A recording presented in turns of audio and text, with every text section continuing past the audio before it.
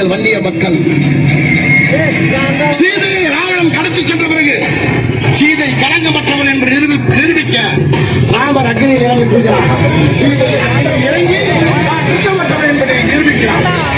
சீதை அக்னியில் வரும்போது வன்னியன் அக்னியில் வந்தது இல்லை என்று அக்னியில பார்த்தனாங்க எங்கள் அழிக்க யாராடி முடியாது.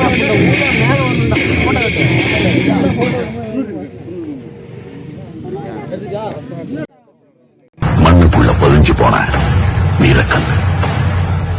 வீரக்கல்லா? ஆத்தங்கரையில துணி துவைக்க போட்டிருக்கிற கல் இல்ல அது. அந்த கல்லுல அவனோட உருவத்தை செதுக்கியிருக்காங்கன்னா அவன் எதையோ பெருசா சாதிச்சிருக்கணும். ஏனென்றால் வன்னியர்களுடைய வீரத்தை யாராலையும் அடக்க முடியாது.